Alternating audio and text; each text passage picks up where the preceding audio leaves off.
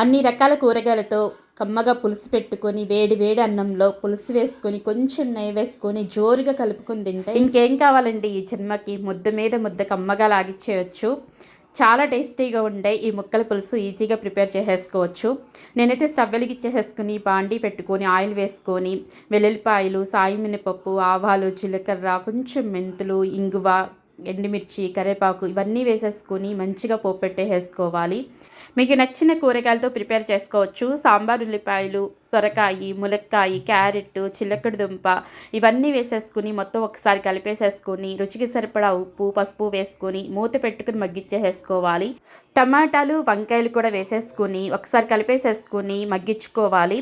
Next చింతపండు నానపెట్టుకోవాలి. మీరు తినే పులుపుని బట్టి చింతపండు అనేది నానపెట్టేసుకొని మీరు తినే స్పైస్ని బట్టి కారం అనేది వేసేసుకుని ఒక్కసారి కలిపేసేసుకొని చింతపండు రసం కూడా వేసేసుకోవాలి. పచ్చిమిర్చి కూడా వేసేసుకొని చక్కగా మీకు దగ్గర ఉంటే కనుక కొంచెం కరివేపాకు, కొత్తిమీర వేసేసుకొని పులుసు దగ్గరికి వరకు ఉడికించుకోవాలి. అంతేనండి, సింపుల్ అండ్ టేస్టీగా మన ముక్కల పులుసు అయితే రెడీ అయిపోయింది. ఈ రుచులన్నీ బ్యాలెన్స్ చేయాలి అంటే కొంచెం బెల్లం వేసేసుకొని కొత్తిమీర జల్లేసుకొని స్టవ్ ఆఫ్ చేసేసుకోవడమే. మీకు డీటెయిల్గా ఈ రెసిపీ కావాలంటే లాంగ్ వీడియోలో పోస్ట్ చేస్తాను. ట్రై చేయండి, టేస్ట్ చేయండి, మన ఛానల్ని సబ్స్క్రైబ్ చేయండి.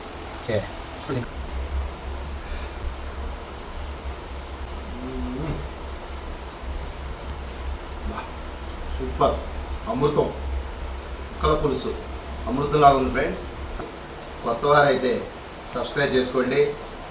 Thank you for watch MJ kitchen vlogs.